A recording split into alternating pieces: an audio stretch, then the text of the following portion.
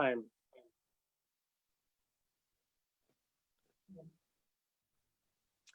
The first team, as you know, is Team Giraffe, all the way from Stand Up Shout Out Kitui. Before I give the floor to them, I will be saying a few words as we set up this live connection on Facebook.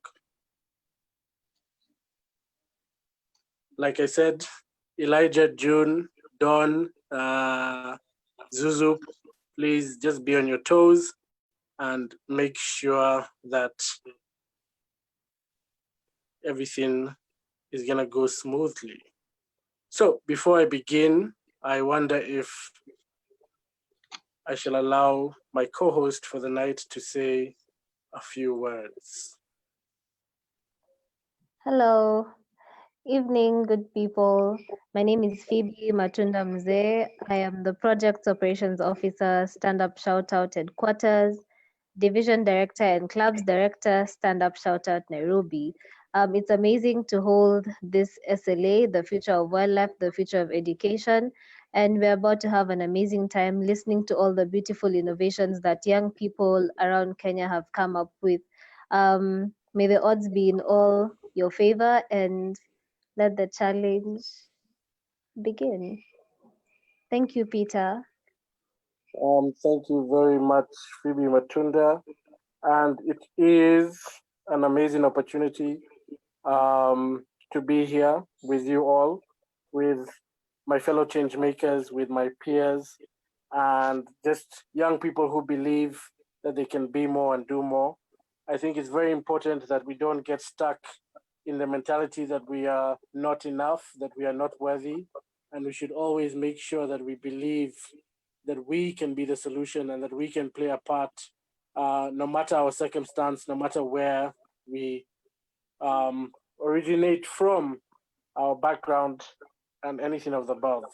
So before we begin, this is the Stand Up Shout Out Leadership Academy Innovation Challenge, the future of wildlife, the future of education.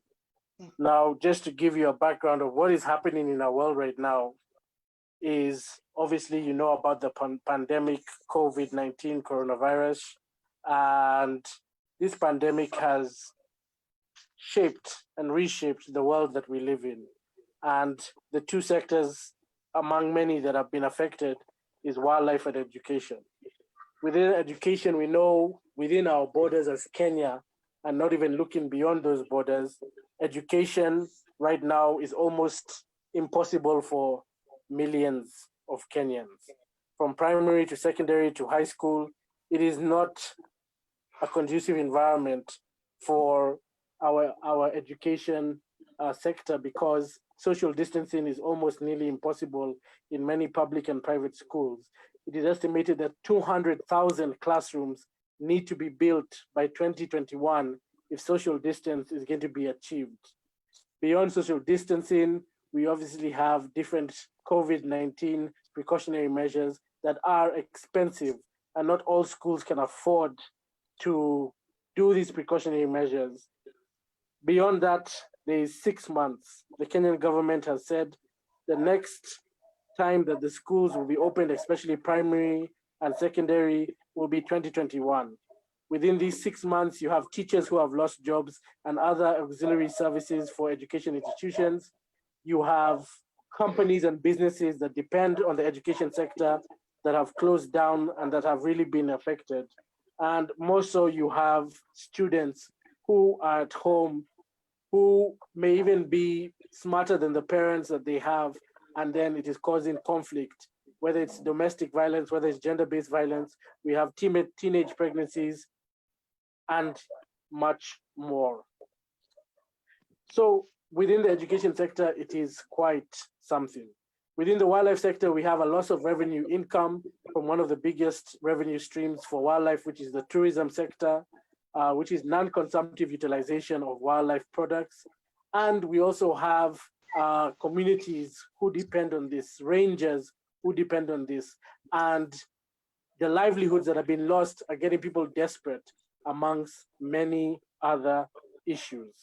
So when we look at COVID-19 as a pandemic and the future of wildlife and education, This is why now we're calling on our Susonians, on our change makers to innovate and to dare to create the future.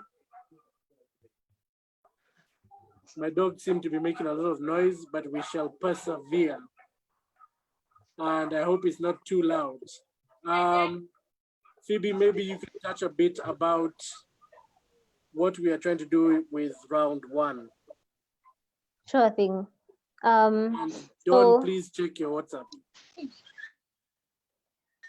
So good people, with the Suso Leadership Academy, round one, we're going to have teams just basically present the rough ideas that you have, the innovation challenges that you have in education and in wildlife, and then we will also have elimination. So in this round, we will have a couple of teams leaving the challenge, and we shall proceed with teams which shall go to level 2 and 3, whereby we shall have people helping you to fine-tune your innovations. And finally, we will have a third round.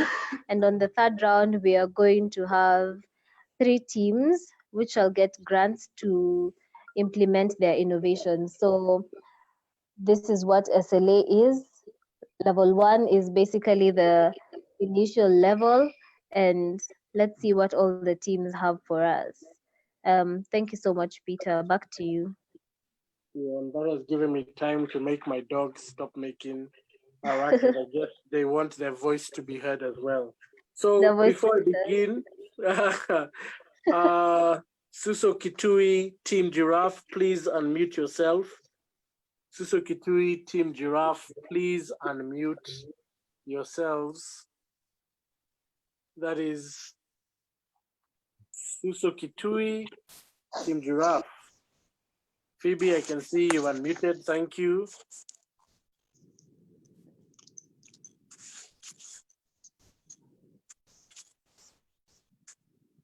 Phoebe, where is your team? Ngula was here.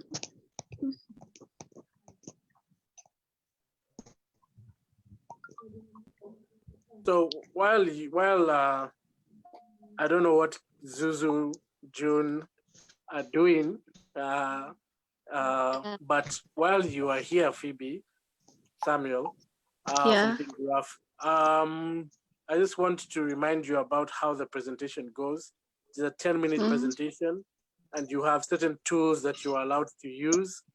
These tools range from videos, documents, a speech, and messages on the chat section that all are aimed to help you present your innovation in the best way that you can. Before we begin, I just want the committee to say hi as we buy time in the most productive way that we can. So we'll start with June.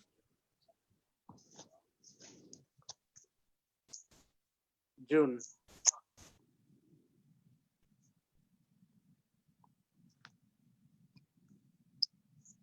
There's June, Elijah, Zuzu. Yes, okay. Hi, guys. Karibu, June. I hope you're well. I'm really fine. Yes, and I wish all the teams the best. Yeah, I'm done. Thank you very much, June. Elijah. Hi guys, my name is Elijah Mwega. It is an amazing gesture to join you guys, and I wish the best team all the best as well. Let this be a learning platform for each and every one of us. Thank you. Thank you very much, Elijah. Zuzu. Hi everyone. I'm wishing you guys like the best of luck. I hope you guys have fun doing this and learn a lot. Yeah. Thank you very much, Zubeida. Dawn. Hi everyone. I hope we are all good and psyched up for all this, and I wish everyone the best. Every group, have fun and do your best. Yeah. Thank you very much, Dawn. Phoebe. Hi, good people. My name is Phoebe Matunda Mzee. I am the SLA Deputy Coordinator. I am also the Stand Up Shout Out Projects Operations Officer. I am also the division director and clubs director, Stand Up Shout at Nairobi. It's a beautiful time to be here, to see all of us as young people come together to innovate and be the change that we want to be. And let's create this colorful future that we really want. I understand the challenge has been amazing for most of you. It's pushed you out of your comfort zones. I just want to let you know that the end of your comfort zone is the beginning of your life. So yeah, have an amazing time. May the best team win. All of you guys are amazing for being more, doing more, and taking action. Thank you so much, leaders of today. Thanks, Phoebe. So now I will hand the floor to Suso Kitui. I can see Mary is here. I can see Phoebe is here. And your time is about to begin. So please unmute yourself. You will be able to coordinate with Dawn, who will share her screen of what you want to be shared first and then next. The floor is yours. Phoebe? Phoebe Samuel. Yes. The floor is yours since Mary is not unmuting.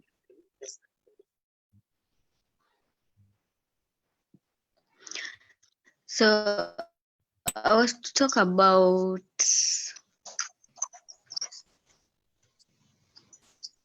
What do you want to be shared first from what you sent us? What do you want to be shared on the screen? the messages.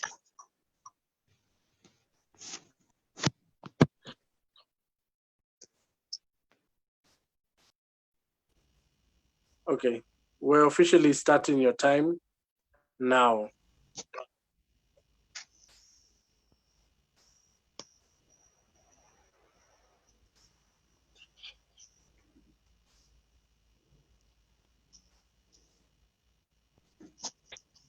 Okay, since it's on our side that we have not.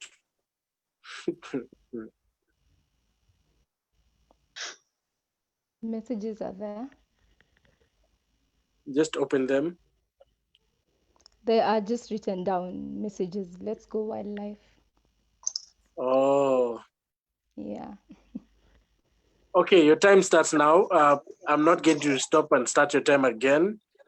Please, Suso Kitui, Team Giraffe, please. Changamuka, the floor is yours. Thank you.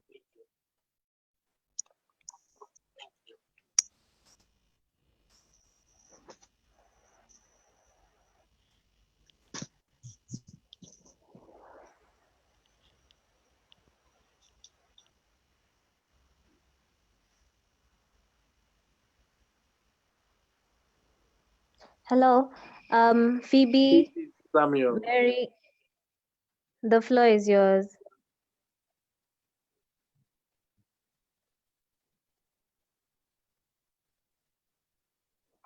Team Giraffe, can you hear us? Yes, they are there.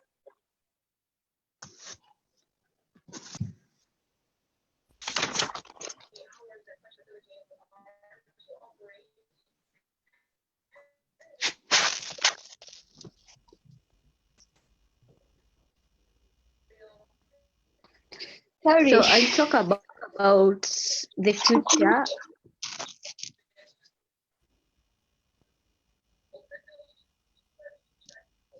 Go ahead.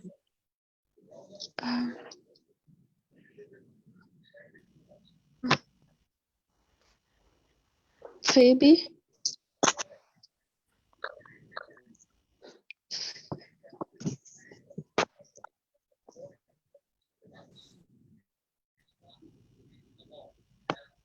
Hey.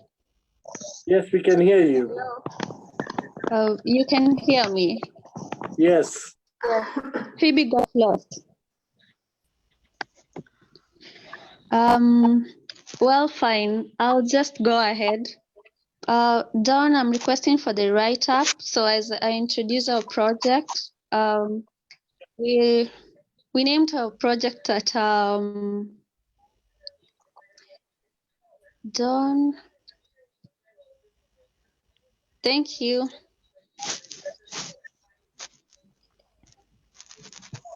Go Our ahead. project is entitled that technology is not the next big thing, it's the now big thing. Yeah, so we're dealing with technology. We want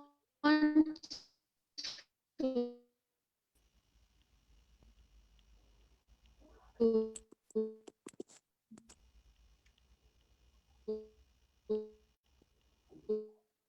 make use of the technology that we have because of the technology as is developed, nothing is working because physical meetings and everything.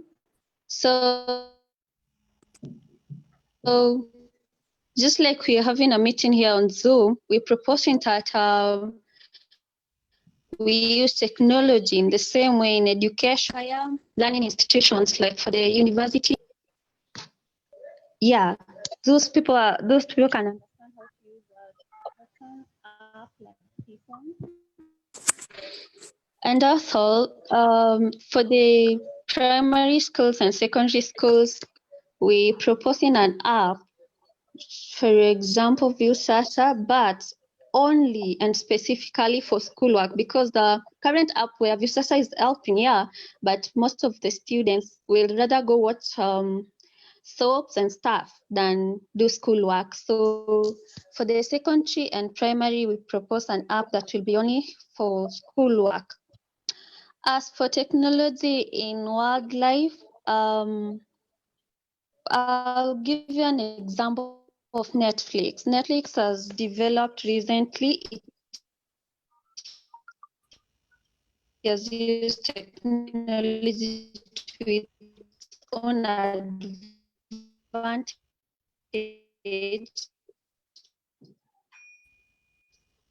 They have not been looking for numbers. They have gone ahead to take care of the needs of the we wanted to secure the future using satellite imaging to see how the conservation of forest is going on and stuff like that, and also in population management. That technology cannot manage the population of wild animals. We have now to secure some animals are going extinct because we are careful. And also, yeah, hey, Hello, can you we hear can me? Yes, Yes, we we can. can hear you. Yes.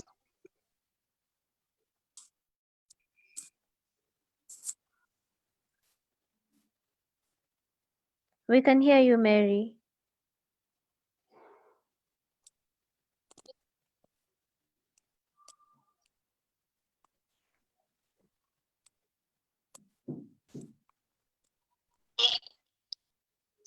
Okay. Phoebe Okay, Mary. is Yeah, Mary, we lost you for a second, but now you're back.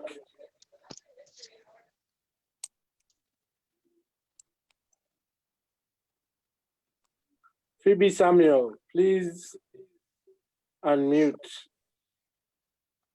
Team Giraffe, Phoebe Samuel.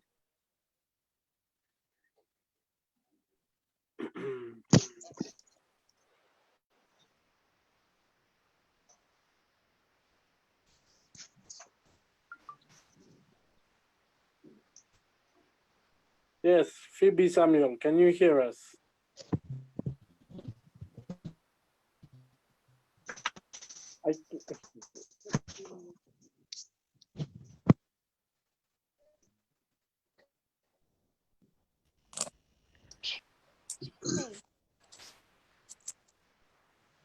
Phoebe Samuel, we can see that you are muted, but you're not talking.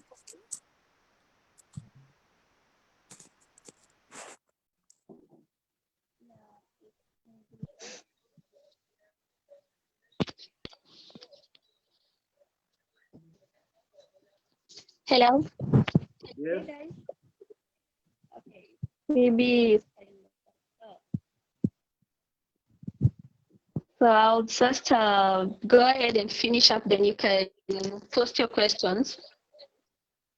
So our entire idea is just using technology to the fullest, implementing the e-learning that has been a dream for far too long, although it has been implemented in some institutions, but we want it implemented through the country.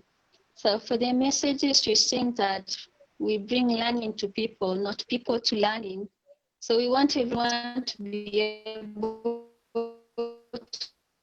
to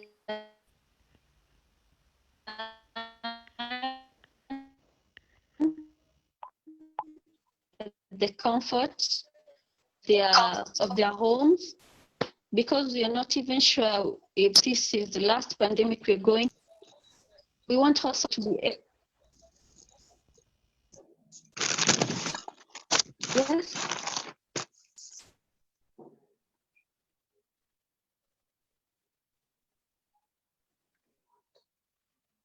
Hello. Oh, Jesus Christ. Yes, Phoebe.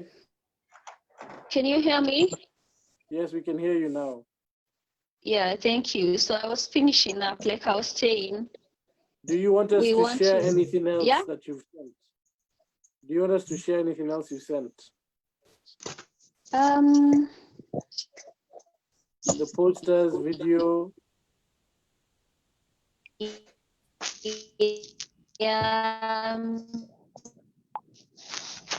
Maybe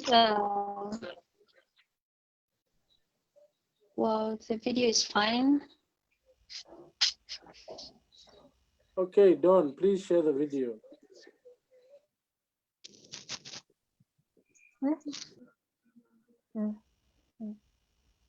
I'm here. Yeah.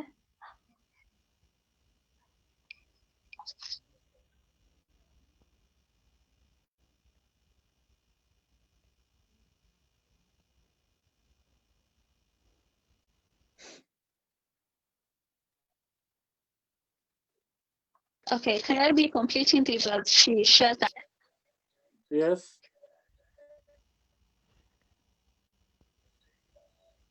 Guys? Yes, we can hear you. Can I be talking as she does? Yes. Dawn, please share the video. Do I play it? Yes. She's talking. Okay. Let's play it.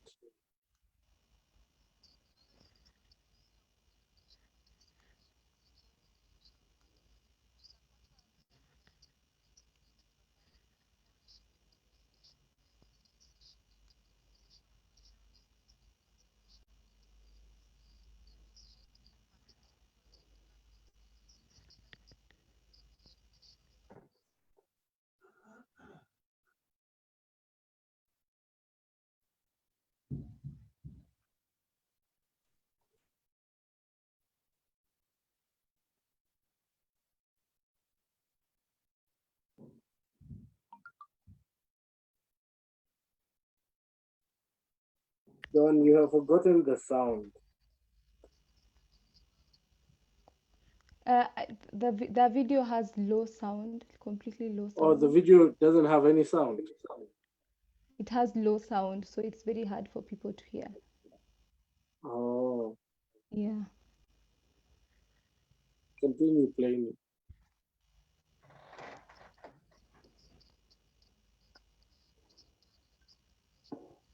So I wanted to advise this.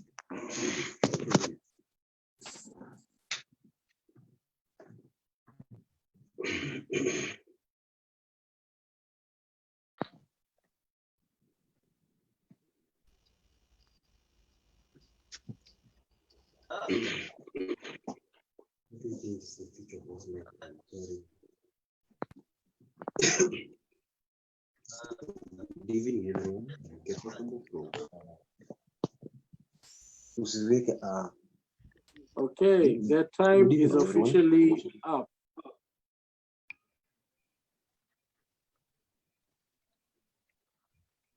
Dawn, please don't forget to use your laptop and your phone for the sound. Thank you very much. And the Team Giraffe seem to have laid their necks down.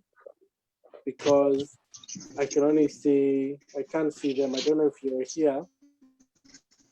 Phoebe, Samuel, is it your network or I can't hear you? Phoebe, can you speak? Samuel?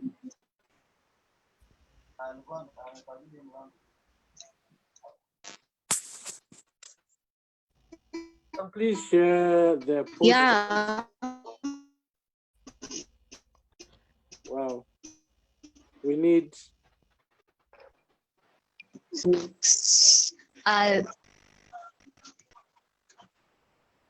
Don't please share the posters as Phoebe Samuel is speaking.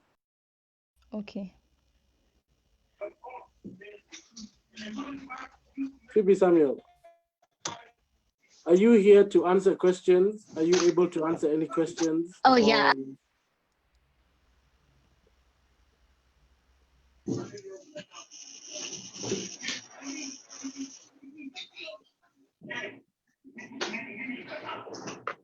Okay. Phoebe, can you? Now, ladies and gentlemen, Yeah. this is what you call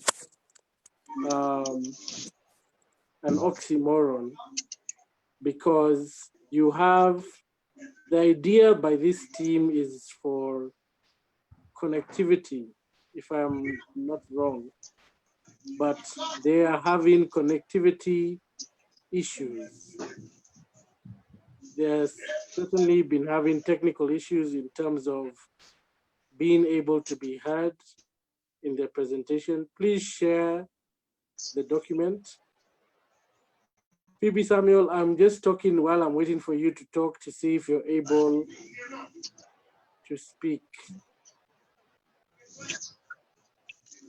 Yeah.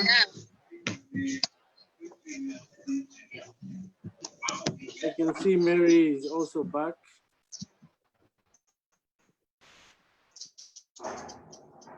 Please start the 2 minutes Q&A.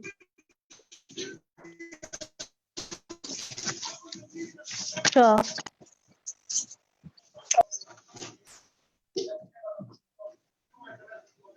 If you have any questions to Team Giraffes, please kindly post it on the chat box, or if you want to speak and ask them directly, please go ahead.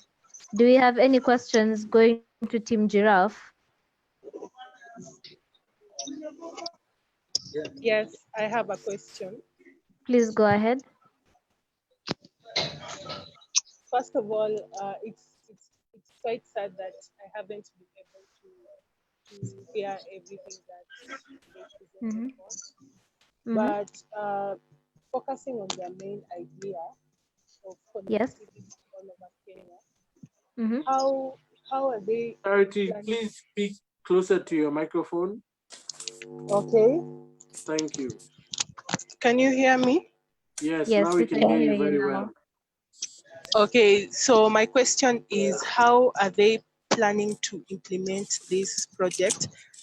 Because my main concern is the connectivity around Kenya.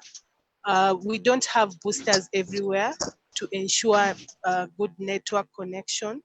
And a good example is how this team is affected by connectivity. So how exactly are they going to break down their project and make sure it is well implemented? Thanks, Charity, for the question. Team Giraffe, who on your team is going to answer the question? I can. Go ahead, Mary. Okay, to answer your question, Charity, as I said before, we have not been utilizing the technology that we have so far. And as much as the government has tried, they haven't done their best. So this is where it's like it's what do you call it? It's a reckoning, it's a wake-up call for the government, because umeona what has happened after Corona came. Nothing is working in education sector. We had to postpone the exams to 2021. and that is going to cause so much trouble. So this is just a wake-up call for the government. We intend on involving the ministry, just like the government. A few days back, there was this balloon that was being released. I'm sure the government can do that to all areas. If this is for the education, the government will do this. I don't know if I have answered your question, but this project cannot be implemented without us involving the government and the right ministries and sectors. Thank you. Thank you, Mary. Thanks, Team Giraffe, for the beautiful presentation. Your Any Q&A other time. questions? Hello, I Yeah. have a question. Time is not yet up, Madam Co-host. Yes, Bosco. Bosco Michael from Suso, and I have a question for Team Giraffe. And my question is, we all know that we have different social classes around the country. Yes. How are Team Giraffe planning to help those kids who love to get educated or who love to be connected, but Yes. their status doesn't allow that? Okay, I can't hear you. You're breaking. My question is, hello. Yeah. My question is, we all know that we have different social classes around the country. So how are Team Giraffe planning to reach out to all the social classes now that the government has failed in provision, and what steps are they taking so that they will ensure that people are not discriminated against accessing education just because of their social classes? Thank you. Thank you very much. You can answer. Dawn, you can stop screen sharing. Thanks. Okay. Mary, you can answer. Yeah, I got his question. Social class is interfering with education, and there's discrimination. Yeah, I get it. When the government was giving the laptops and to schools, there are schools where the laptops did not get there. Well, I think this doesn't have to do with this has to do with the county governments, because maybe some counties were given the funds, but they misused the funds. So as Team Giraffe, well, that is going to be hard, but as Team Giraffe, with the connectivity, as long as we have a way to connect to the internet, it's going to be easier, because some parents can afford devices. For those who can't afford devices, we think as Team Giraffe, we can come up with a way to help them. Of course, with the help of all of you, Susonians and change makers. Thank you. I have one question from the judges. I want to ask you, in your presentation, connectivity was a huge issue. We couldn't hear Phoebe. Maybe she wasn't speaking, but when you were speaking, it was in and out and breaking. Yet your whole presentation is about technology. What do you think are some of the challenges to your project?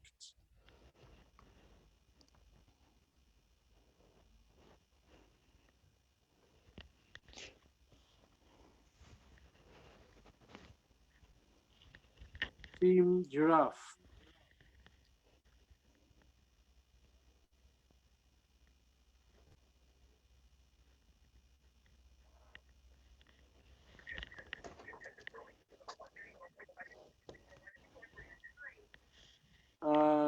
I'm sure you are still online. Is it the question that is hard, or is it your internet?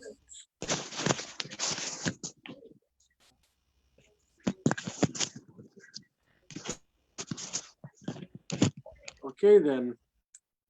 Team Giraffe, thank you very much for your presentation, and we wish you all the best. And thank you so much for your time. We will now move on to Team Lion from Stand Up Shout Out Mombasa. And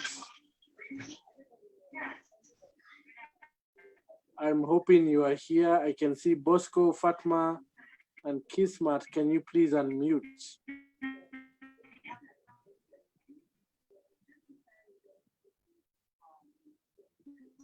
Karibu. Please tell Don what you want to start with. And once Don has done it, your time shall begin. Okay. Hi guys. My name is Kismat Aban. I'm from Team Lions, Mombasa Division. And well, Don, I'd like you to just start with the project so that people can review it as I keep talking. Okay.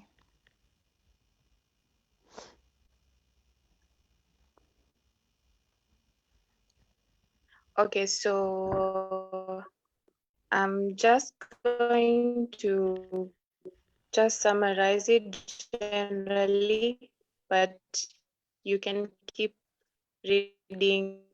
If you have questions at the end, you ask me. So our project title is Education Cannot Wait. And I specifically chose to talk on education because where I live, education is a big challenge. And whatever is going on in the country today with the pandemic and all, it has affected us more because our area is challenged, really challenged, not only on the education part or the literacy part, but it is also challenged financially because it is an area that purely depends on tourism. So the economy right now is as bad. So as you can see or you can read from my information, since the pandemic happened, schools have been closed, children are at home, and education is a very vital part of life. Without education, even the slightest, we don't have to be with degrees and all that and stuff, but just education from the beginning, from kindergarten, is very vital for all of us. And right now, it's just a challenge, a really, really big challenge, because just when a child misses school, just maybe for maybe a day, he or she has missed a lot.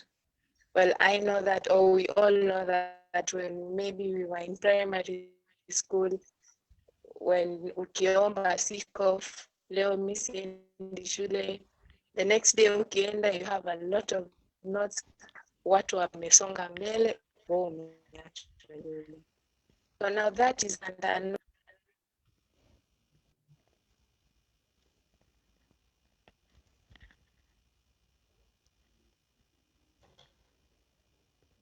I think I'm going to contact Mark Zuckerberg and tell him we want internet all over Africa and we're ready to partner. For sure. We have Kismat seems to have had technical issues. I know Bosco and Fatma are here, so your time is still running. So please step in. No. Okay. What happened? Suddenly just disconnected. Oh, you may continue. Okay. Sorry guys, it just disconnected and it just went blank. Anyway, as I was saying, I won't take up much of your time with reading all this. I don't want to read this, but just keep reading. So as I was saying, education is very crucial, and I think we should get ourselves out there. We are youth, we're enthusiastic, we're very curious. We should step up and encourage enforce these things. We don't have to wait for another disaster like this to happen. Sasa ndo tunaanza kuhangaika sisi, graduation hakuna, exam, things are happening. Wasichana wetu wako nyumbani, they're suffering from very many things. Gender-based violence, early pregnancies. These are things we do not want to be in the future. So I guess my colleague will continue speaking from there on. Bosco, that is. Thank you. Okay, I'll continue where Kismat has left. We Team Lions, we took on education, and as we are all aware, education has been highly hit by the pandemic, and the country academic status has turned still, and we can't wait again for another pandemic to hit us so that we can think of what to do. And this time it's now, and it's the ripe time for us to make decisions that won't affect us, or that will stand still for the next 100 or 200 years. We don't have to wait for 200 years of another pandemic so that we can make decisions. The government has to be put on its toes. We cannot say every day that the government is not doing its work. What do we have to do? So this is what we choose as our conclusion. One, embrace its obligation.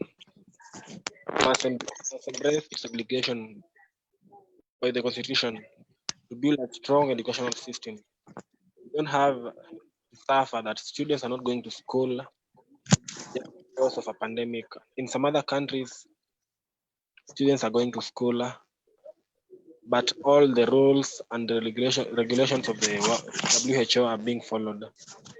Kenya is not far from achieving that kind of a thing. We cannot achieve this if only keep on blaming the government. We also say that citizens have a huge role and a bigger role to play in ensuring that education doesn't have to stop. Citizens have the responsibility of pushing the government to be on its top. The government that is the one who put them there, and they have to work for us. And last but not least, youths who we are, we have the best and the most vital role to play in our country. We don't have to keep on complaining that what is our government doing for us. We have to ask, what are we doing for the government, or what are we doing for our country? So we have the biggest role to play. We have to make sure that we put every stakeholder and every person on his toes so that we may ensure that we are playing our part. We have to come up with ideas that have to guide us, make happen. So what if anything happens? Will you have to stop learning? As we are all aware, we are saying that education cannot wait. We can learn from anywhere, and we don't have to wait for 5 or 6 months for us to get back to classes. So how do we achieve this? We have to make sure that the disabled, the able, the financially starved, and those who have can access education.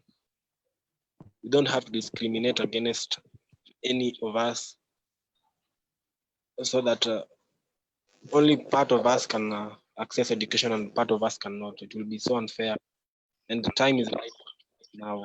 Education cannot wait. That was my presentation. Thank you. Thank you very much. And we're looking through your posters, and then we want to play. Dawn, do they have a video? Yes, we do have a video. I sent it to her. Thank you very much, Kismat. Dawn will be playing your video shortly. Okay. Please prepare any questions for those who are watching on Facebook Live or attendees on the Zoom. You can use the Q&A or the comment section. Please don't forget the sound on both. You may start.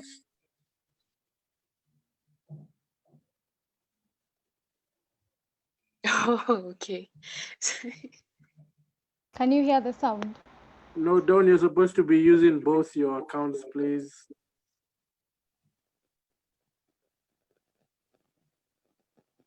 Please start again. Sorry for the technical hitches. That's okay. So,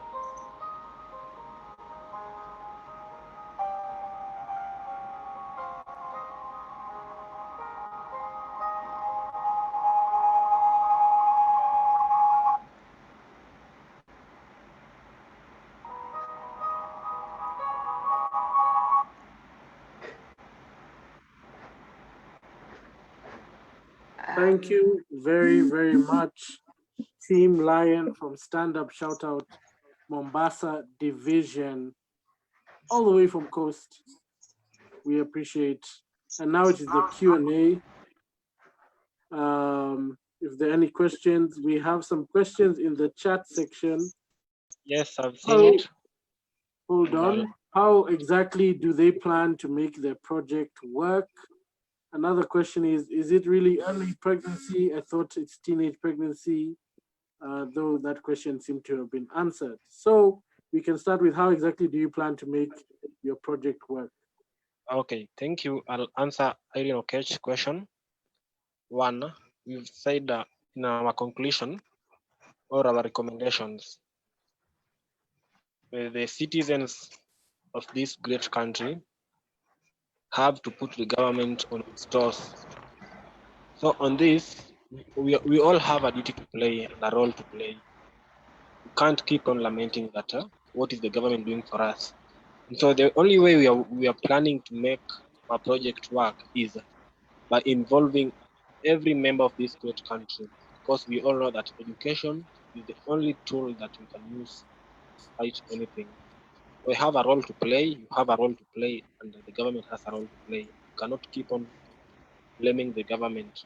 We have to remind the government that our children have to go to school, our children have to access education in the easiest way possible. Thank you. Thank you both. okay. Can I just add something Sure, you can. and also answer the other question? Yeah, Okay, go so ahead. well, as Bosco said, we cannot keep blaming the government. Well, we are the ones to look for these platforms. A very good example is our own Suso. I mean, honestly, Suso is not relying on the government. It's us right now. What we are doing, this is us, the youth. We want this future. We cannot keep on tunatafuta somewhere to lean on all the time. No, it's us. We have to change. If we are going to change it, we change it and make sure that these children or us as students, we don't have to let education suffer and we don't have to wait or to be put on hold for something as important as education. And also, sorry for the error, it's I meant to say teenage pregnancies. So, any more questions?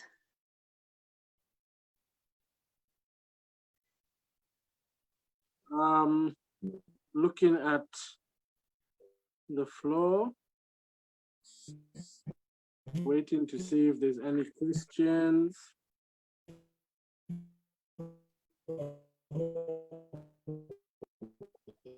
No, there's no questions from the floor.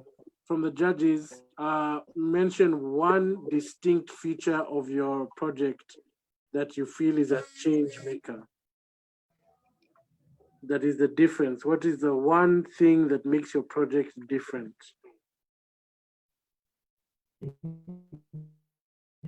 Okay. Well, I think what makes my project different is the fact that there's a lot of youth involvement, and their what can I say, their power to enforce things. And for a change, let us have us doing this and being on the forefront so that we can secure what we consider very vital in our lives and the lives of those who are upcoming or those who are behind us as well. Just to add on what my colleague has said.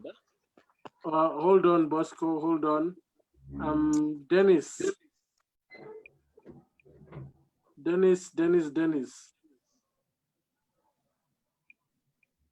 Hello. Yes, Dennis. My big concern is when you look at the presentation, they are saying we all have an obligation to ensure things change. But then the main question should be to the team is what is it that they are willing to do to provoke us to feel, as the youth, the citizens, to feel obligated for us to act for change. I can answer that. Well, I personally, from my personal experience, I've been on the ground so many times.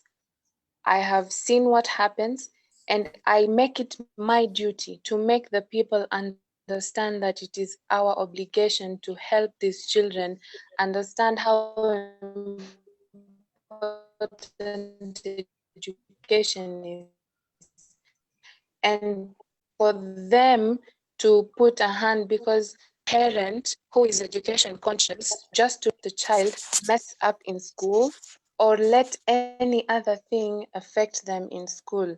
So we cannot allow this to just let go like that just because it's something that happens unaware or something. Yes, things happen unaware so many times, but what are we going to do once that happens? Are we just going to sit like that, or we're going to talk to people? There are so many parents who are illiterate. From experience, I know they don't understand the importance of education. All they know is I'll take my child to school at the end of maybe 8 years in school. Yeah, Malisa class 8, that's it. No, we need to tell them this child has a future that will benefit both you, me, and the entire community as well.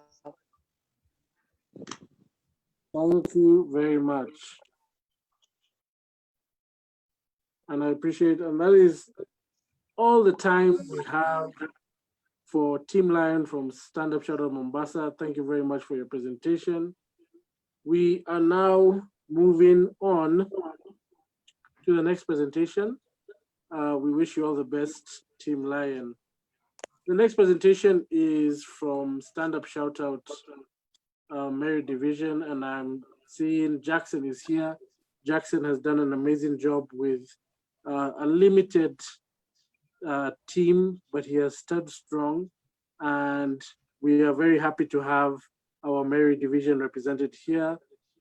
Jackson, please, you are more than welcome, and you are more than enough. The floor is yours, Jackson.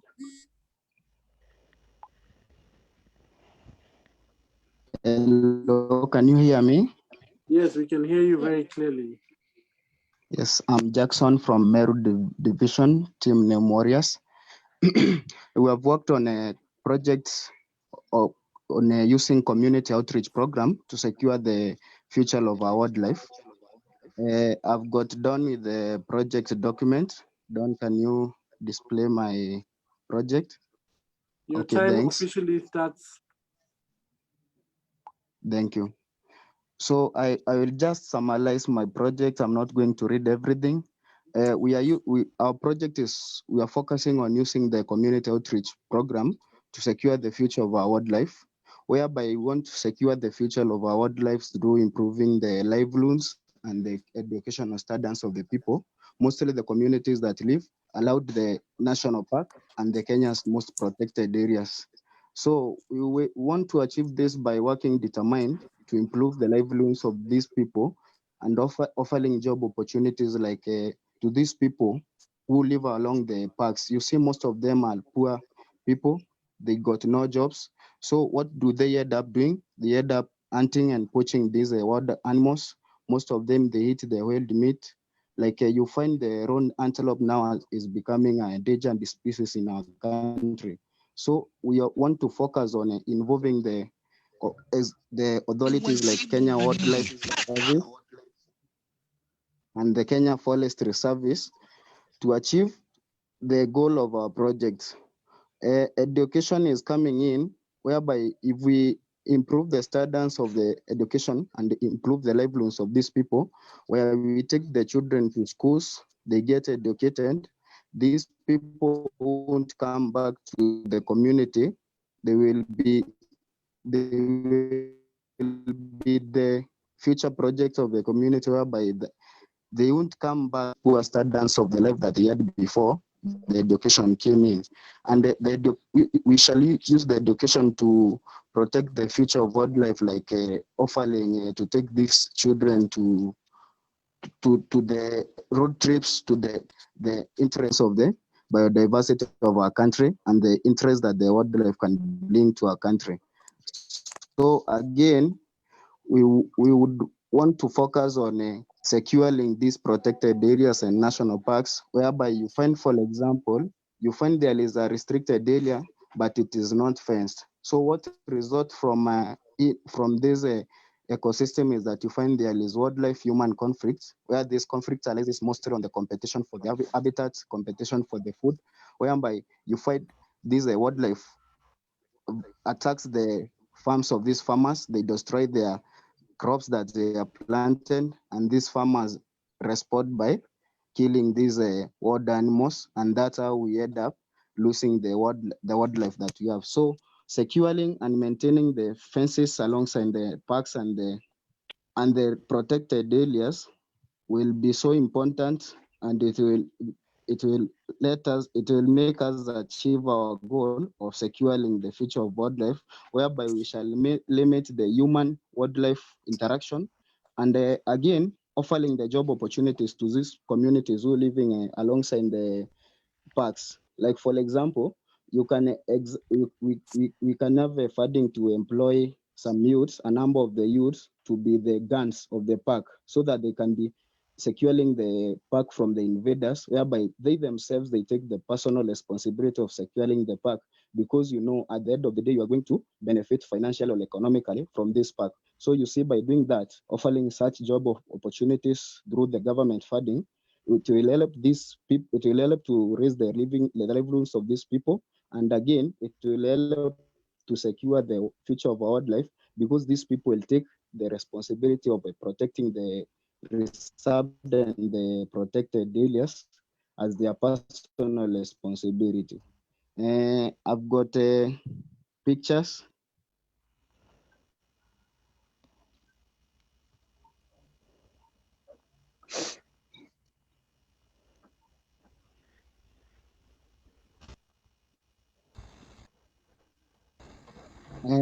From this picture,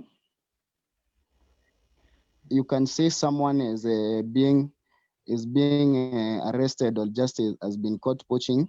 This person is there is someone who is taking the responsibility of securing the wildlife. So this is what I mean by saying that these youths, when they get the job opportunities, like where the government can employ them to secure the parks around them, they will take the personal responsibility. You see, whereby you will not allow people to come and invade and destroy our wildlife, because it is where you earn your livelihood. Sorry, it is coming back right now. Okay.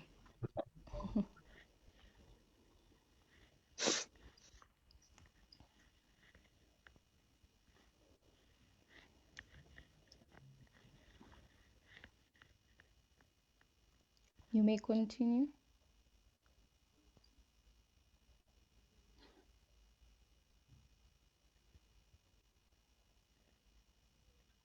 Jackson, you can continue. Okay. Hello. Yes. In the picture on the screen, again, it displays the prestigious rich heritage that we have in our wildlife in our country. So that on the first picture on above, it is saying youth for wildlife conservation. So that is involving the youth in securing this future of our wildlife, whereby you take it as a call or you provoke all the youth to act upon securing the wildlife and the heritage that we have in the wildlife, like through the tourism sector, which earns the country a lot of income. Again, on the lower part, you can see the peaceful interaction between human and wildlife. That if we limit the wildlife human conflict amongst ourselves, we can have that peaceful coexistence whereby human beings take it as a part of their life to live in harmony with the wildlife, and the wildlife animals, they will get used to interact with human without any conflict arising from them, whereby you can see events. You can take the responsibility to another step of even taking owning the health responsibilities of treating and vaccinating the sick wildlife animals in these parks. Next one. There were only two. I was able to get only two. The next one, they were only two. Okay, thank you. Yeah. Mm. Thank you. I think I'm done, unless we have a question. Thank you, Jackson. Don, was there a video or does the document and the pictures? We had discussed with Jackson. His video had an issue, so we couldn't be able to share it. Okay, But there no was a worries. video, yeah. That is fine. So we have one question. Yes, yeah, thank you for keeping that up. We have one question so far. At how old are you going to employ the youth? Do you think it will be an influence if you use this time to employ? And when schools resume, youth or school kids can decide not to go to school since they know how to earn?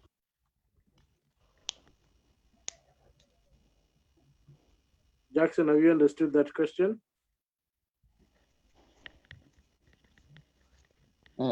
I think on offering the employment opportunities to the youth, as far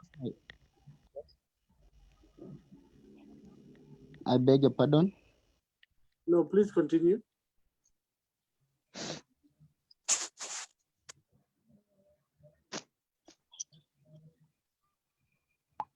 Hello, I'm sorry, I'm not getting well.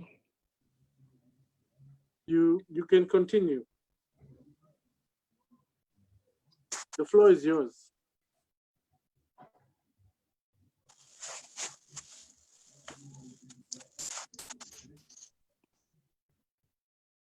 I didn't hear the question well.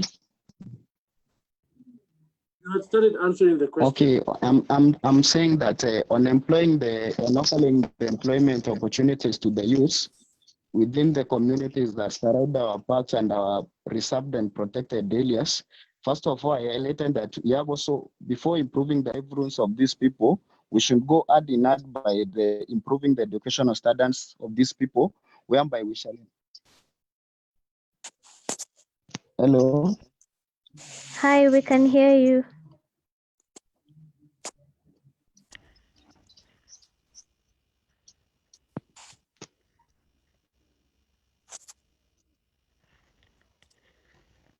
Are you still there, Jackson?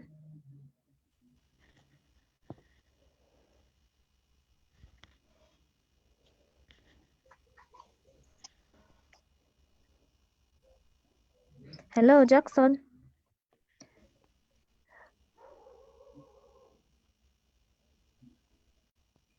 I think we've lost Jackson.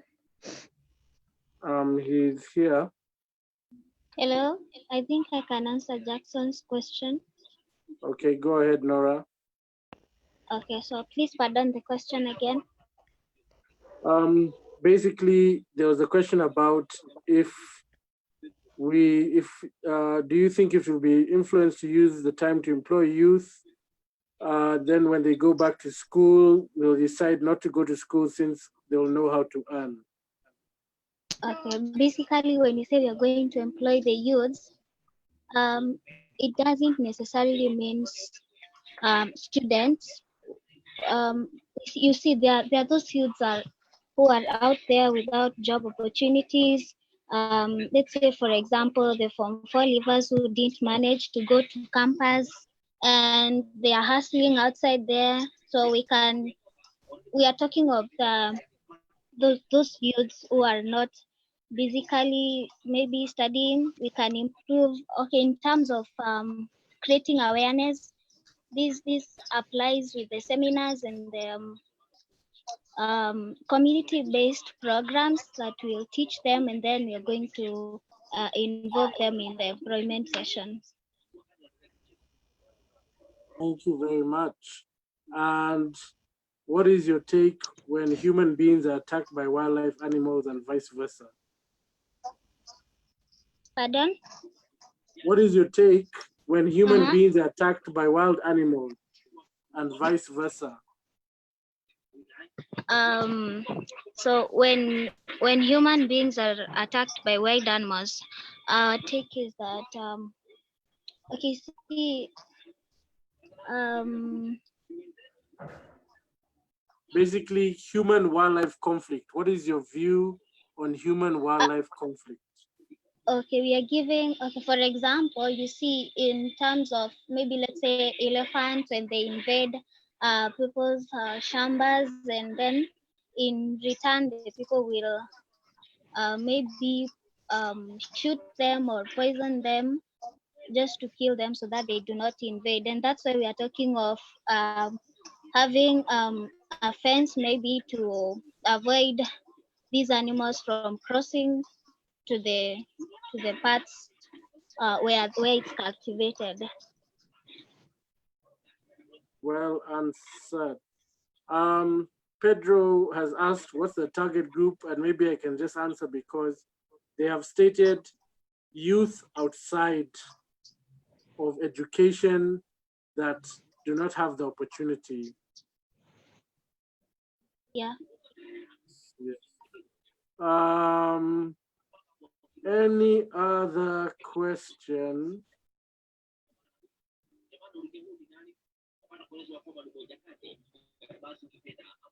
Pedro is asking, do you support the killing of wild animals?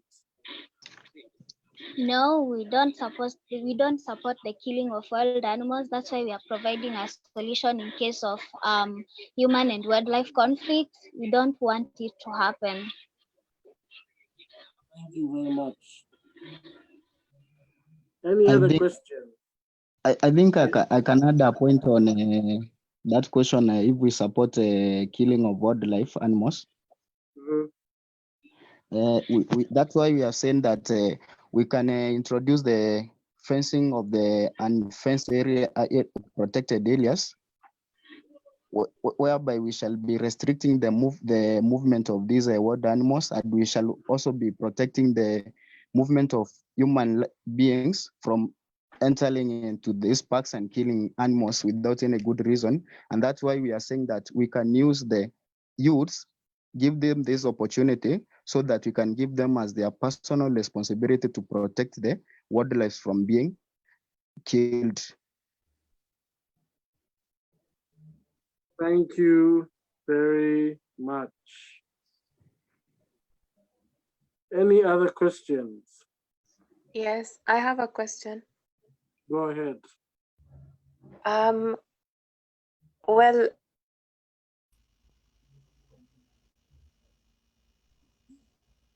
can't hear you. See, deforestation is threatening to wild animals because, sorry?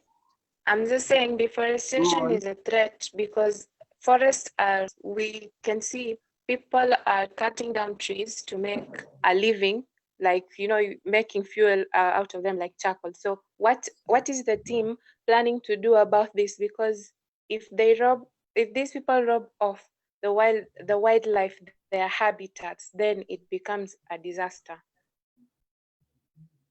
Well, from our project name about community involvement, when we get to make the community understand about the importance of wildlife conservation, then they won't go ahead to do the deforestation that because they know it's a threat to the wildlife.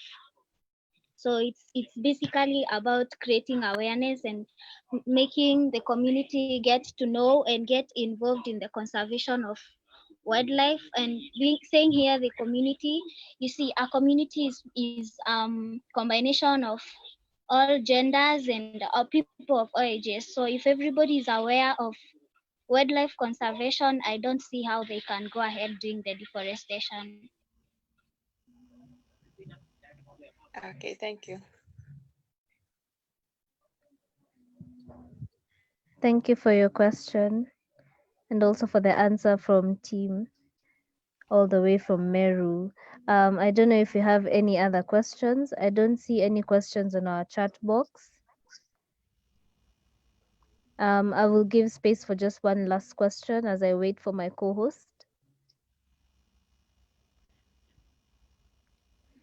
Okay, we have no other question. I will hand over the floor to Peter. Welcome, Peter. Thank you, Phoebe. I can see no questions. Okay. So the next team, first of all, thank you so much to the team, Suso, Meru, the Warriors. Thank you, Nora and Jackson. Thank you very much. We'll now have the team from Suso Kisumu, the Black Panthers.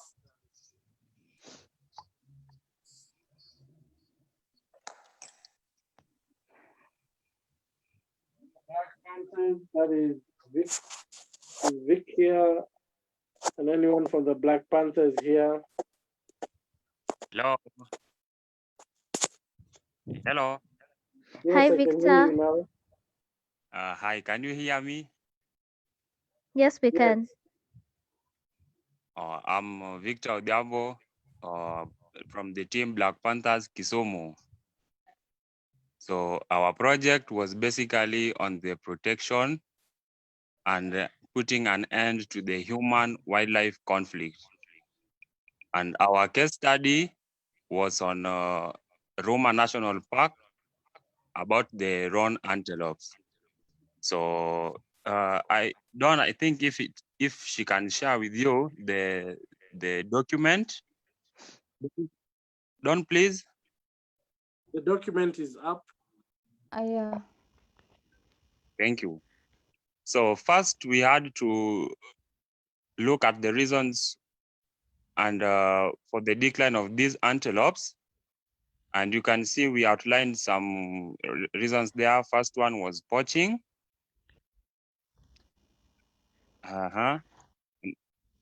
Yes, poaching.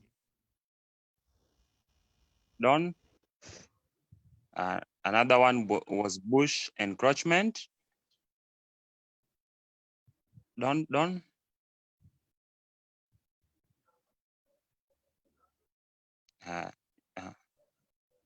Yes, weather change. And then the fourth one was inbreeding. So we sat down as a team and came up with various ideas of solving all these. So we started with the first one, tree planting, and we realized that planting of trees in the parks will highly benefit our wild animals. More so if we plant trees that provide them with food. Like you see, most of the animals move out of the parks to the neighboring communities in search of food and water.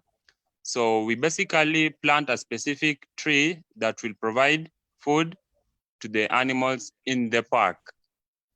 And another thing, we realized that because of the actually in the whole world, it's only South Africa that has its own national parks fence. So we came up with an idea of what if we plant thorn-like fence, i.e. using the acacia plant, Mauritius thorn, Datura stratomonium, and eucalyptus. So, Don, can you share the pictures with us, please? They are Okay. yeah, the pictures. Yeah.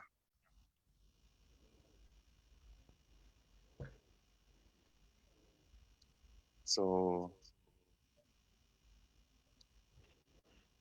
this was the planting of trees in our parks that will provide food for our animals, most of the grazers. Yes, after that, fencing. Okay, this is what we are talking about.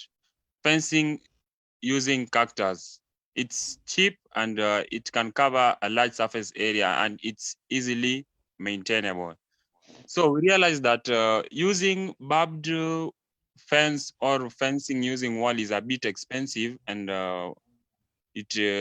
most animals like elephants can break them. But we realized that cactus has have thorns that may prick both humans and animals that want to enter the park or leave the park. So we realized that cactus may help in limiting the movement of animals and humans into and outside the park. So another one, Don, please. We thought of, yes, we have a problem here. We have human-wildlife conflict. Reason, animals are going outside in search of water. So we came up with an idea. What if we create a small reservoir in the park and at the community, so that the community members living around the parks may not enter the park in search of water, and the animals staying at the park may not leave the park going outside in search of water. So we create these small reservoirs specifically in areas where cases of human-wildlife conflicts are rampant. That is why we came up with this idea of creating small reservoirs in the parks and at the community around. So we realize it is cheap, it's highly maintainable, yeah, and it can provide water for most of the animals around. And then again, Phoebe, please, back to the CCTV camera. Thank you. So we realized that animals, yes, are moving outside the park, and it's time we monitor them. The park has a large surface area, and monitoring them may be a bit hectic. So we came up with a plan. Yes, most of the parks are in remote areas where electricity is a problem. What if we install solar CCTV cameras in areas specifically areas where we have many cases of human-wildlife conflict? We install these CCTV cameras and to monitor their movement. If suppose there was an animal moving outside the park, we will be able to notice, an immediate response team will be taken to that specific area and the issue will be resolved. So these were the basic. And Don, can you please go back to the document, please?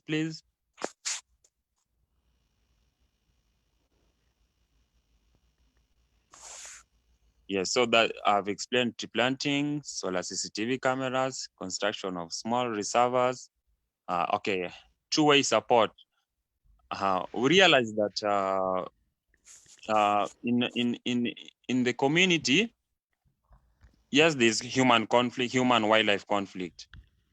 And the reason being, the people around are being attacked by these animals.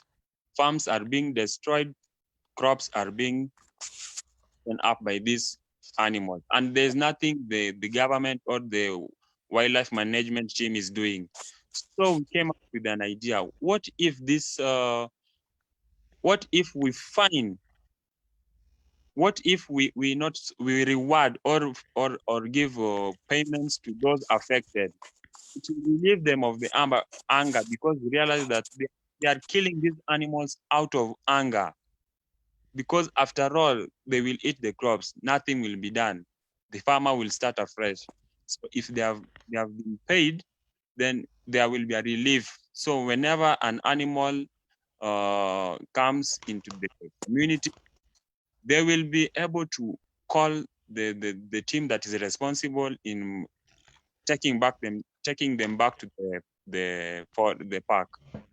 And another thing, we realize that if we find two or humans that have been found entering parks, finding them heavily, it will act as an example to the rest. They will restrict their movements into the parks. Yeah. And another thing was employment of vets in the park. Our animals are really dying, not because of the prey and predator thing. They are dying because of the changes in the climate, their types of food they are eating, and so many things, the pests and the diseases, etc. So we came up with a plan. What if we employ some vets that walk around and checking up on these animals so that we don't lose them? We really need these animals, and they are a source of income in our tourism industry. So employing of vets will be a benefit to these wild animals. And another thing, lastly, creating a conducive environment for the community living around, like starting a business around the entrance. Pardon? Hello? Continue. Someone was unmuted. Sorry about that. Oh, yes. I was talking about our last point, starting up businesses around the park. We provide a conducive business environment for the community.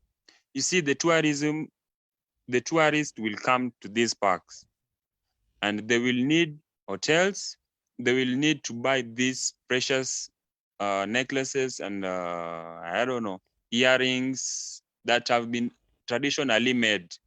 So we will encourage them or giving them little fund to enable them start these businesses. These businesses will give them that time, will give them that income, and they will not go and attack our wild animals. They will not poach, because we realize that the community around are most of them are poor, and they only survive on poaching. They poach and they sell it to the butchers around. So we realize that if we provide a conducive environment for their businesses, they will refrain from poaching to sticking in this business. Yes, that was our last point. So I don't know if anybody has a question. I have my co-partner here, Asha. Asha can say something. Asha? Okay. Yeah, as you can see our project. Hello. Hello. Hello, hi Asha. Can hear you. Hi. Yeah, as you can see, the project was on the recovery plan for the roan antelopes and stopping the human conflicts for the roan antelopes. Those are the things we came up with for our project, and we know we can manage them through the help of the government, and some are just achievable for us by us youths. Okay, thank you. So Thank John, you. you can share the video, please.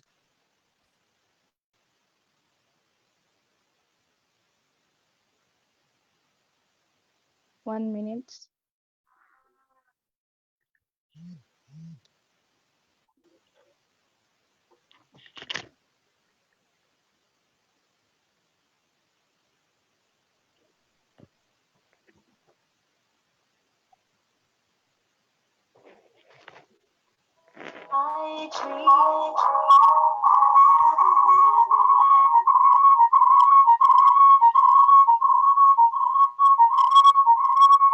Sorry about the noise.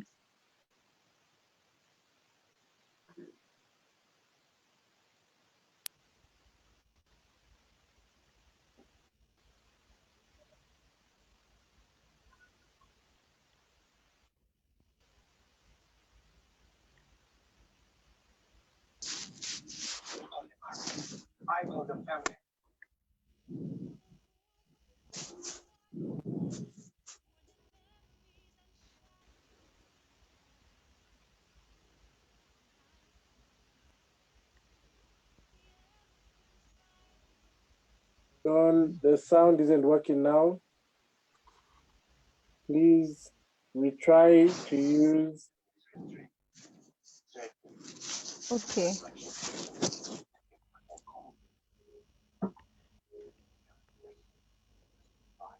Let me retry.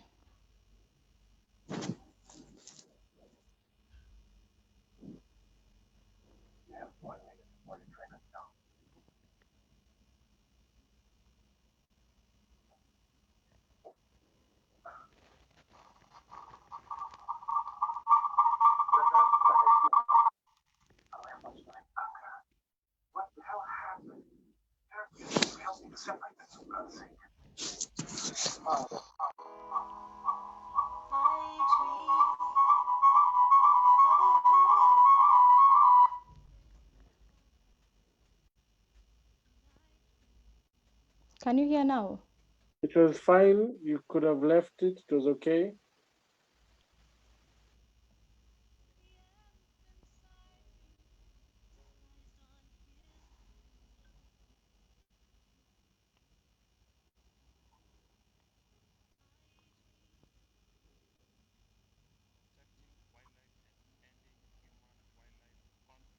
And yes, I believe in the creation of small reservoirs to provide water for our wild animals, to reduce their movement into the villages in search of water.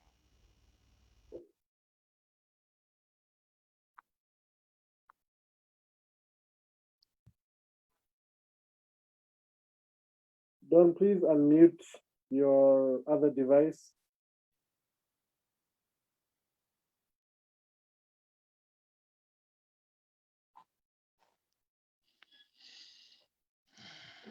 Try now.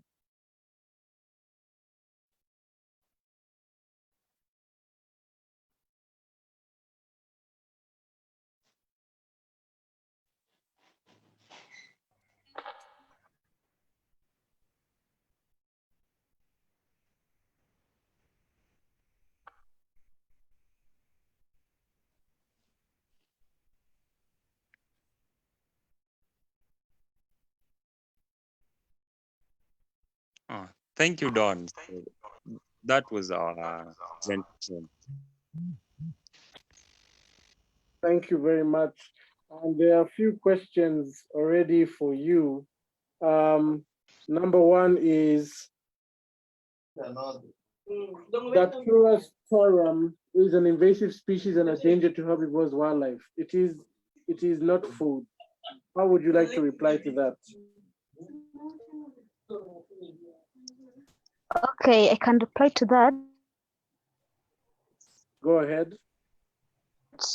So these plants, we were not specifically planting them for food, but we are planting them for habitat and for support for the water during the droughts. So the plant will not necessarily provide food to the animals.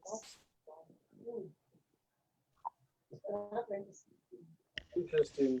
Another question is, do you have any other alternative energy for the solar CCTV cameras?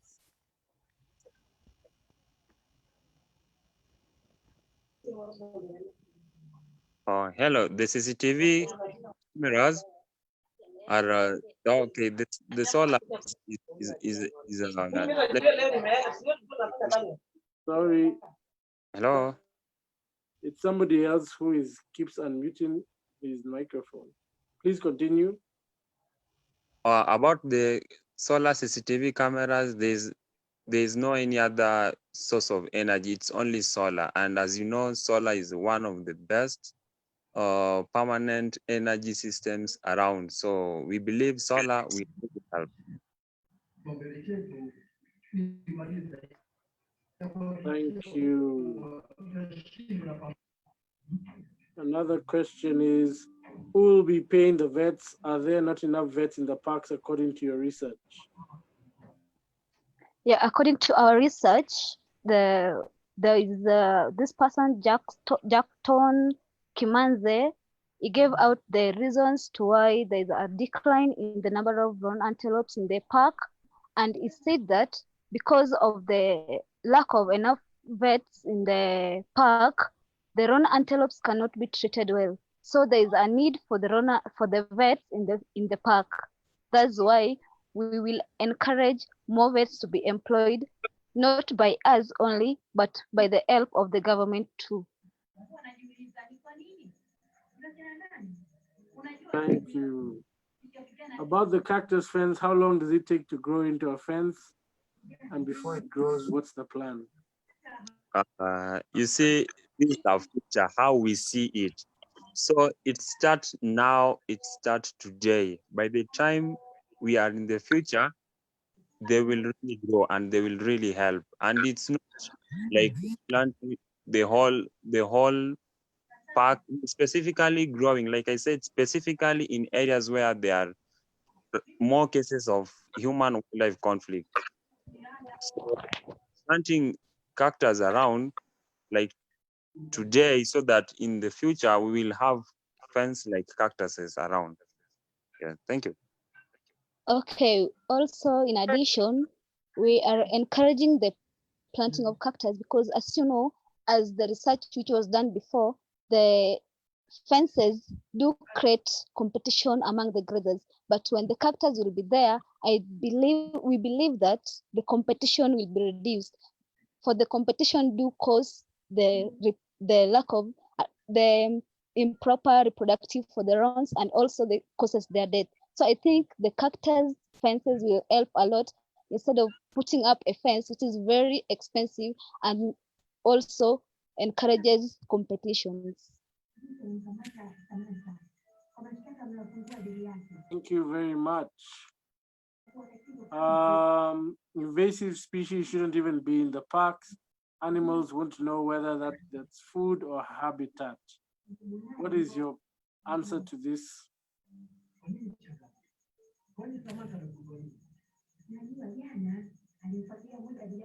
Okay, thank you. That was just an example of a species tree that we can use. But for your help, you told us that it should not be in the park. And so we have other options, other species there. We've mentioned them. We can use the other ones, and eliminate the dangerous ones. Thank you.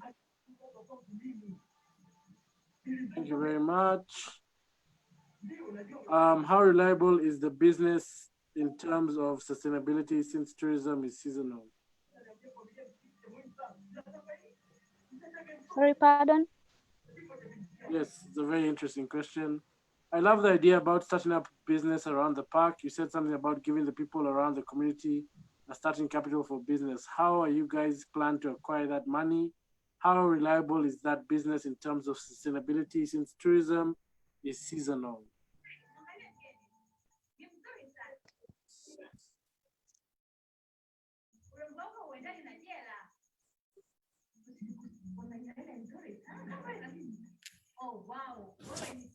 Black Panthers? Hello. Yes. Hello. Yes, we can hear you. Oh, okay, thank you. So that is why we are coming in. You see, we've realized that the neighboring communities around are most of them are poor, and the government is also trying their level best to minimize this human-wildlife conflict. We as youths, we can channel this problem to the government and help us get funds for these people. It's like Ubuntu. We are helping the community around, even if we personally we are far away from the park, but them they can have they can have that fund from the government. And another thing here, how reliable is that business in terms of sustainability, since tourism is seasonal? There's something as small businesses. So once you started a business, there are sometimes the business is not picking up. Sometimes the business is good, like good, it's really paying. So at this particular time, the community are aware that at this particular time of the year, business is low, and at this particular time of the year, business is paying. So at that particular time when the business is paying, I believe that the neighboring community will save or invest in another business, because business can invest in so many businesses once the first business is paying a good amount of money. Yes, thank you.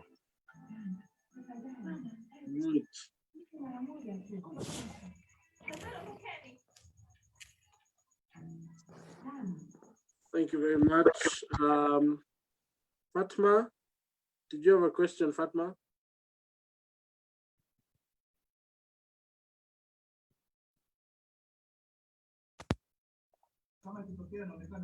The last question is, what is your take on the effect of adverse climate change in future on the animals in the park? Any alternatives to ensure climate change does not put the animals in jeopardy?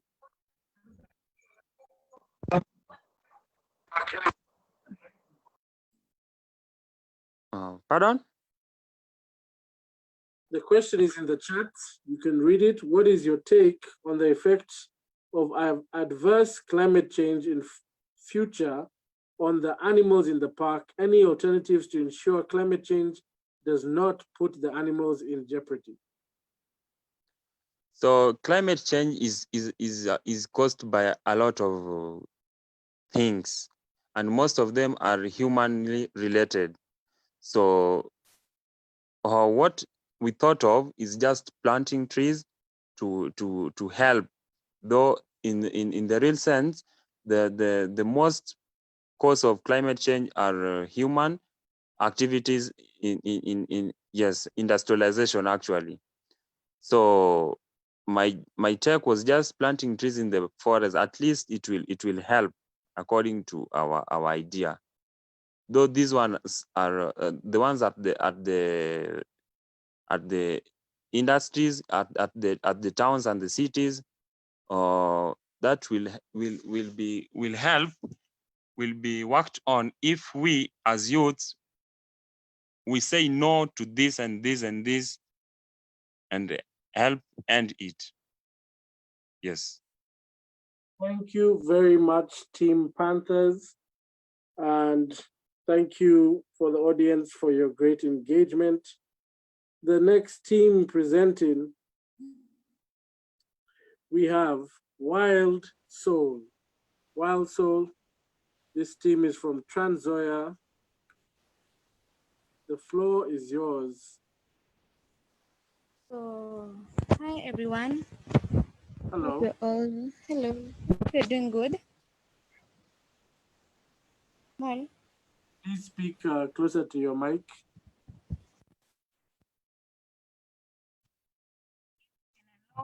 Nataka kuanza by introducing my team. We are a team of 5 na members wangu it's Cyprian Koech, Emmanuel Kiprop, Mercy Kamari, Maya Moses, and myself. And our discussion was about the future of wildlife. And we chose this specific topic, human-wildlife conflict. How can we solve a human-wildlife conflict? Don, please, can you showcase the document?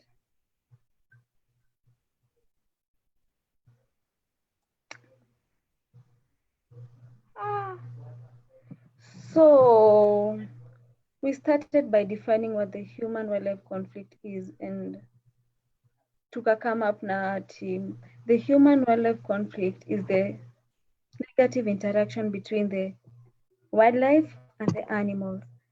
And so we discussed the effects. What are the effects?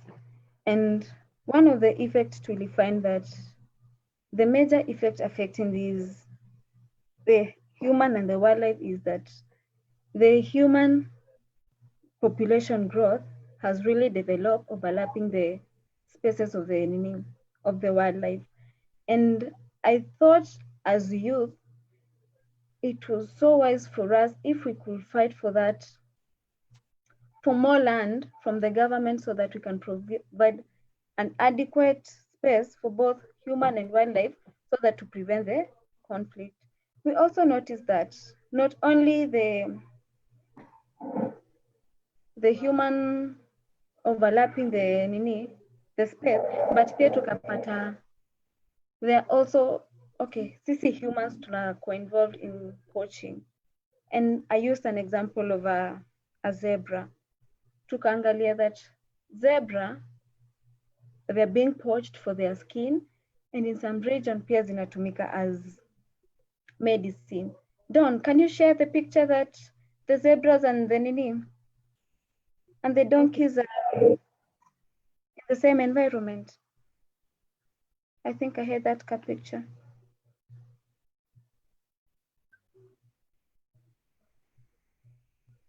So here is the picture that these are donkeys and here is the zebra that easy animals mbili, they're now living together, these interspecies, which I think for us as youth, it is not wise for us. Easy animals mbili kustay pamoja. So I think Apple as Susonians, we need to work together so that we can fight for what? For their rights. Because there's this message that says, while animals cannot speak, but they're depending on us for us to speak for them.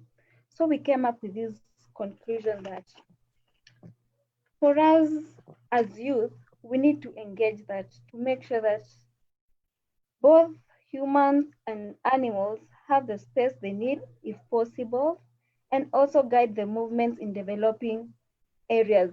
Like the Black Panthers have said that the CCTVs, you install the CCTVs in specific areas so that we can monitor their movements. But you look as this zebra, there's no way tunaweza monitor because they are already in open space. And the only thing we can do for them, I think, is providing them their space. Because I think in game parks, not hazipatikani sana. Na pia tunaona the reason as to why sahihi hatuna these zebras in this world, it's because of the space, habitat, and poaching at large. So I have my member here, Cyprian, can also continue from there. CP?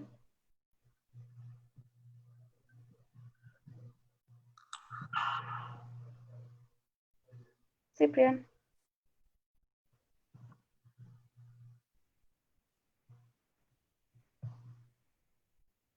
Are you sure he is here? Yeah. Oh, he's connecting. He's connecting. Yeah, he was just here some few minutes ago. He is connecting. So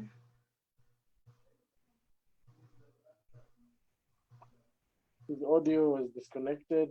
I can see he's connecting his audio. Maybe, oh, he's here. Welcome, Cyprian. Thanks, thank you. So, Cyprian. Yes. I think you can continue. Nimefikisha what as youth we need to do for this wildlife, animals, wildlife, human-wildlife conflicts, the measures we're supposed to take. Ulikuwa umefikia hapo? Ulikuwa umefikia point namba ngapi ama nianzie tu as a whole? Okay, you can just start from where you can. Okay.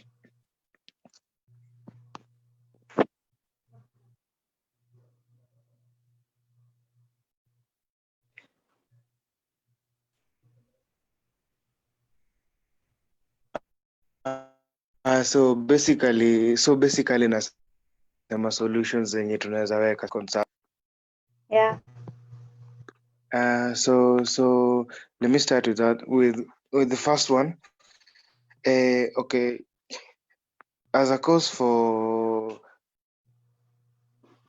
as a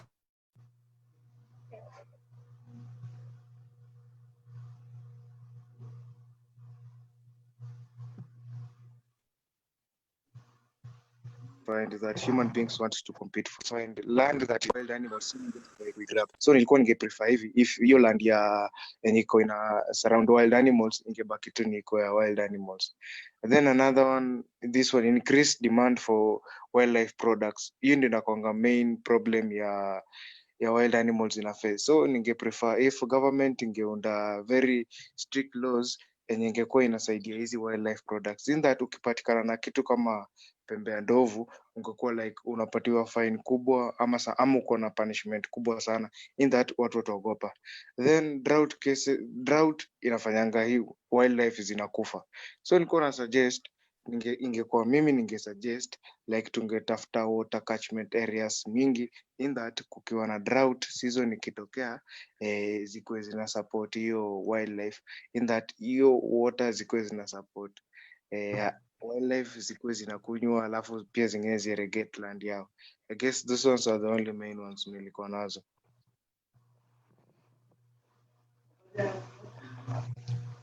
Thank you. Have you displayed all of the presentations, Rahab? The posters, I think Don has already presented them, and the video now, the video.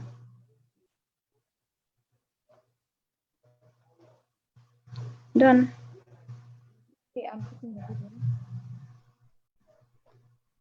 Don, when you are doing the video, I think you need to make sure that the devices that you're using are receptive to the sound. So, yeah, because even right now, we can't hear you that much when you're speaking. Okay.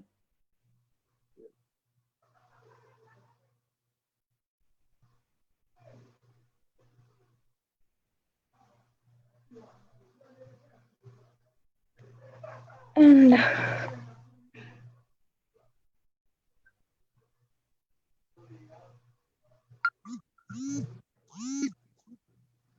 oh.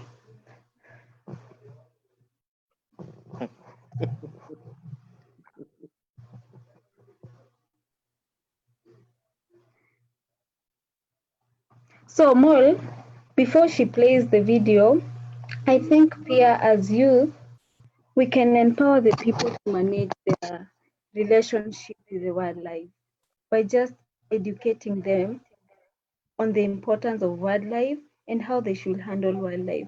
And I think through that, we need to involve ourselves in research, to find more research so that we can find those specific measures ya build the relationship between those two people.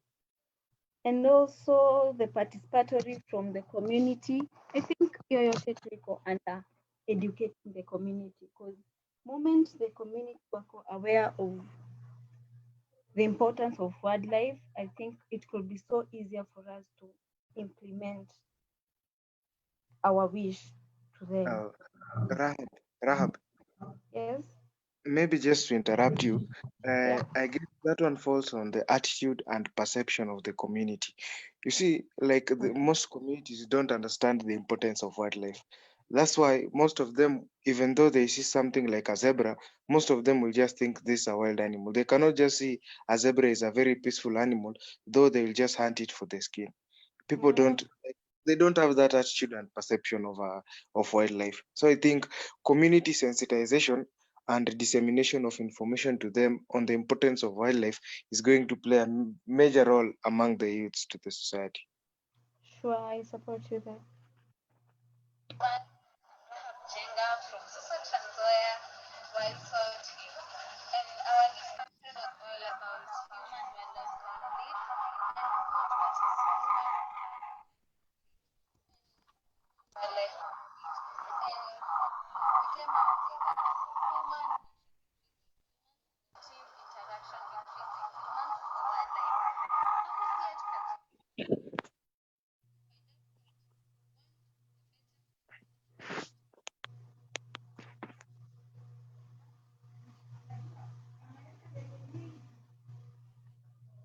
Please start the video again. And I'm wondering what is the technical difficulty that you are experiencing? I think the issue is the sound. I'm really trying. Most of these videos have really low sound, and if I play with one, you can't. And are you unable to use both devices to boost the sound? Are you unable to use both devices? Yeah, I've been using both devices. Okay. But I can try use the laptop. I see how loud it will be. Alone. I see how it will be. All right. Everyone, I'm Rahab Jenga from Suso, Tanzania, Wild Soul Team. And our discussion was all about human-wildlife conflict and we thought what is human-wildlife conflict. And only one. Attempt to use both devices.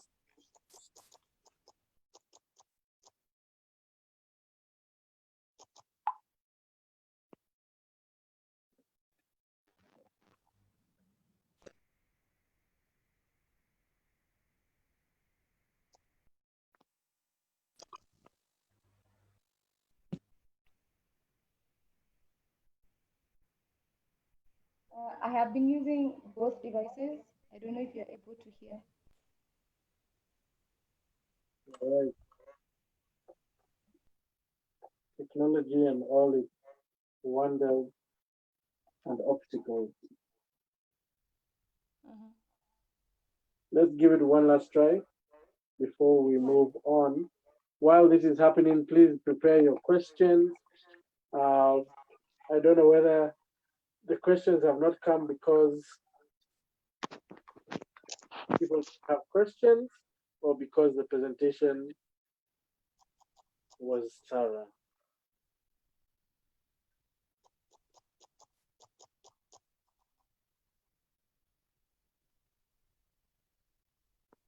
Don, are you ready? Almost there.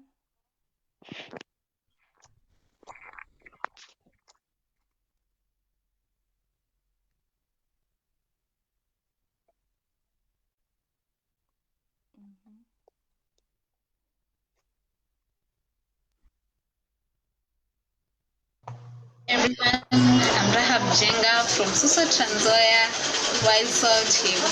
And our discussion was all about human-wildlife conflict and we thought what is human-wildlife conflict. And we came up with that human-wildlife conflict is a negative interaction between the humans and the wildlife. Hapo pia tukajiuliza hii swali, what are the causes of human-wildlife conflict? Find out that one of the major human population growth may grow. I'm now confused. I don't know what I did, but I keep on playing. To an extent that it may interfere with the space of the wildlife.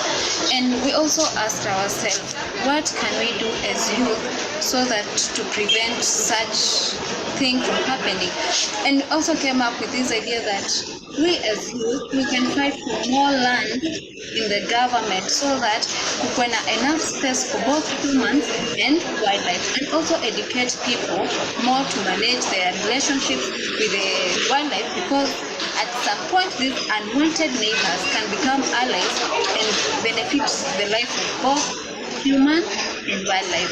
And also, since the Ubuntu is in us, and for animals they cannot speak for themselves, but we can speak for them. So it is I am because you are, and they are because we are. Toodles. Toodles. Bye. And it finally worked. I don't know what you did, but thank you very much, John. We are now waiting for questions. There's one question. What about the rogue animals? Oh no, that question is a different question. There seems to be no question for Team Wild Soul. That is very interesting.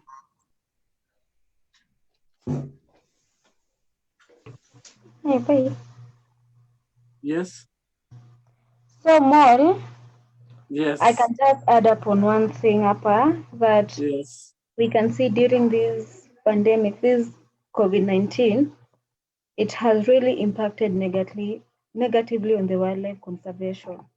But if we have the desire, we can protect our wildlife to reduce the conflict with the communities and also eliminate poaching regardless of the challenges. So I think kama tunaweza brainstorm, we as Suso, we can fight this challenge and have a better future for wildlife.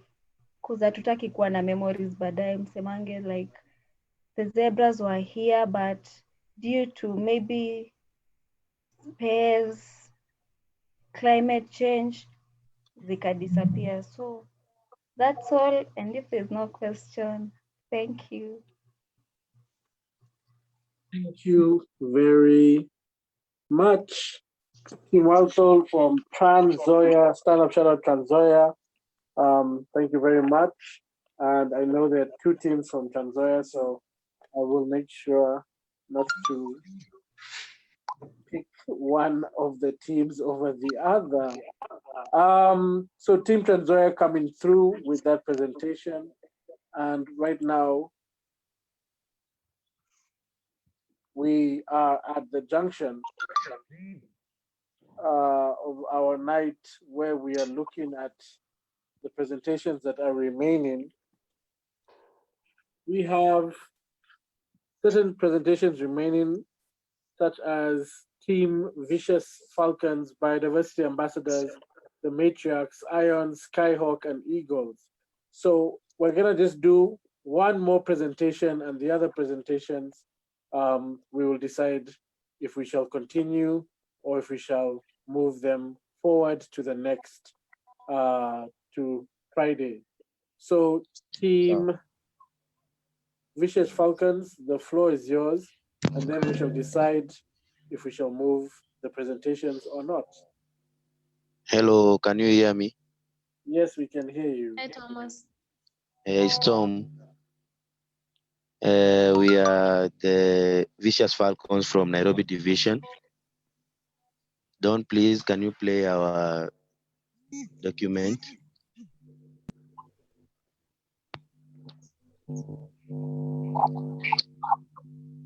Or not the picture one, the other one, the other document. Just the plain that okay.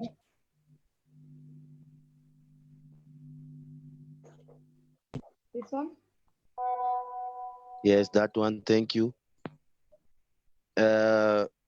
Our project dwells so much on education, and in that education, we get to link the wildlife also. Can you move it, please?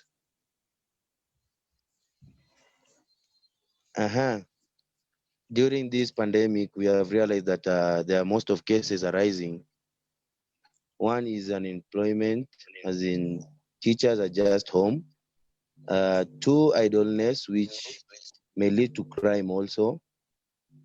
Teenage pregnancies. These are the major problems that we might have during this pandemic. Uh-huh.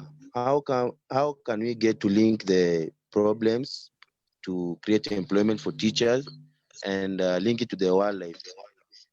You see, if we get to use this our project, we will get to have the booklets for students. Inside the booklets, we have the knowledge about wildlife also, which will get to link teachers also to get to work. So that's all we have. Maybe if someone else might have something to add. Irene, can you hear me? Irene. Hello, Irene, can you hear me? Yes, I Yes, can hear Irene is you. here. Yes. Add something if you have, please. How far? Hello. Yes, I can hear you. How far have you gone with the presentation? Just to get to link the wildlife and the problems that we might have this during pandemic. Okay, so my name is Irene from Suso, representing Vicious Falcons, Nairobi division. Our project as Vicious Falcons is named Project Gedhomo. Gedhomo is Masomo in Kikuyu and Masomo is education in English. So Project Gedhomo aims at merging the two problems between the education sector and the wildlife sector. So we will be focusing or putting into consideration both the future of education and the future of wildlife. Our main objectives as Project Gedhomo is to provide education to our pupils. This we plan to do by providing exam booklets and stationery weekly to the schools. Our main focus will be the Empower Schools, which is under the Empower School program in Suso. And our team, the Vicious Falcons, will be the ambassadors of the project. So we'll be delivering the booklets and collecting them for marking. Our second objective is to provide an income generating activity to our teachers because they will act as the exam supervisors and the invigilators, and they'll also be giving us growth feedback of the pupils who will be participating in Project Gedhomo. Our third and most important objective is to improve wildlife education and environment conservation in the ghetto. One thing that I really want to make clear is that most children or most pupils in Kibera don't really have interest in wildlife because the only time they ever get to interact with wildlife is when they go for school trips, especially in the second term. And here we have COVID, so second term is gone, no going to the park. We want to take the wildlife education to them by providing them with special wildlife booklets that will be all about wildlife, accompanied with the weekly exam booklets. So the pupils will be tested on their knowledge of wildlife. At the same time, we also plan to organize wildlife workshops where we get to interact with people in the wildlife sector and they can come and educate our kids about wildlife. We also plan to award pupils who pass in the weekly tests with a trip to our national parks and orphanages because we believe this will spark their interest in wildlife. Are we together up to there? Yes. Yes, we are. Uh, Please go on with the slide. Yeah, so we have our project schedule and budget. Um, the schedule is just basically a summary of how the project will be running. So we will have weekly administration of exams and wildlife education booklets. The delivery and marking will be done every weekend by us, the Gidomo ambassadors. The exam invigilation and supervision will be done by teachers from the Empower schools once a week, and we will be returning the results and identifying the awardees once we return the papers. So for the piloting phase, we aim to start with 5 pupils from each Empower school. So a calculation of that will be 40 pupils for the piloting program. So we also have our budget for the project, the booklet, the stationery, the transportation cost, the token of appreciation for the teachers, which will be the income generating activity for them, and the award for the pupils who participate best and their teachers. So that totals to 21,000 shillings. Down to the conclusion. Don, please. Yeah, so we concluded by saying we believe in raising a generation of young people who are well educated, not only in books, but also wildlife conservation. Building a generation of conservationists at a tender age is key to us as the vicious falcons. So our main mission is let's pass the truth to the next generation, teach them early about wildlife, what we learned late. Thank you so much.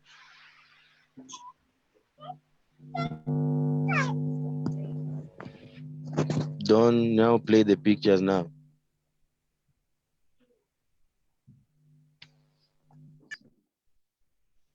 Hello, don't please play the video. We are playing it right now.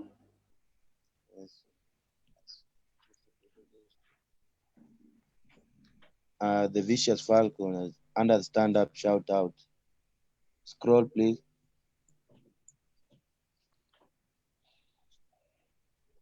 Challenges facing education and wildlife. Go on. End teenage pregnancy. Juvenile crime. Teenage. Oh. Teachers and employment. Move on, please. Human-wildlife conflict. Poaching. Encroachment into parks. What needs to be done by our team? Educate the next generation of conservationists. That's all we have. Thanks. Any question? Thank you very much. And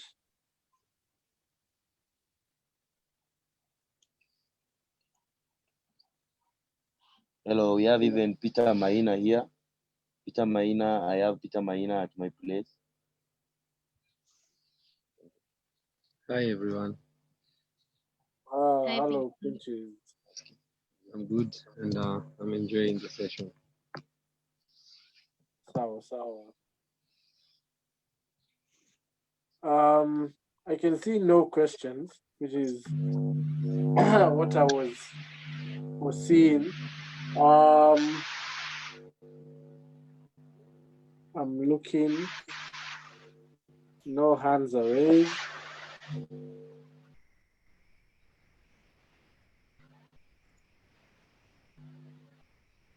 All right.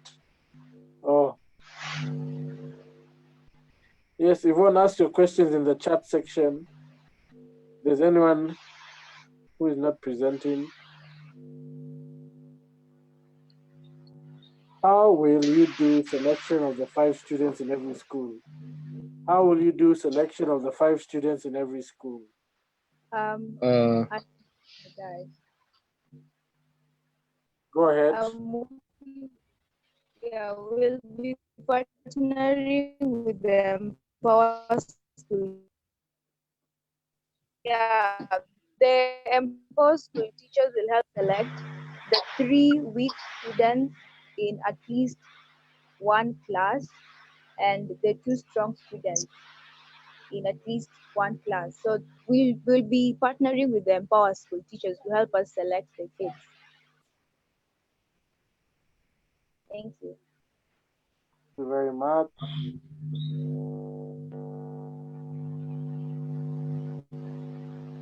Will you observe the necessary measures during this COVID-19?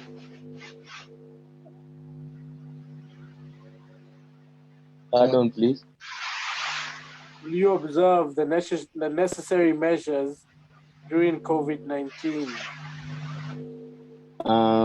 I forget to mention that in our the what we are going to do in order to make sure that this thing happen is that we are going to make sure that all the measures that are put across by the government are also included to the booklet that we will be issuing to the students.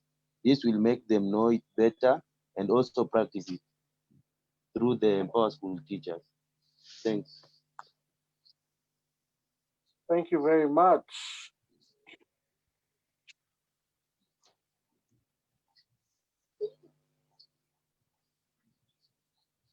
How will you make sure you maintain constant funding of the budget? Basically, we know that maybe apart from the Suso family or the Stand Up and Shout Out organization, we also know that there are so many organizations that are also interested in seeing people learn and seeing people get educated. So for us is to create more ways for partnership, open partnership with other organizations to ensure sustainability of our project. Thank you very much. And your time is now up. Thank you. Thank you very much, Vicious Falcons. And it has been great hearing your presentation and your ideas. And I'm thankful for the questions. For those of you joining us, this is the Stand Up Shout Out Leadership Academy Innovation Challenge, the future of wildlife, the future of education. And it's been a pandemic and a half. COVID-19 coronavirus has been a pandemic and a half. And for sure, it has affected the education and wildlife sector.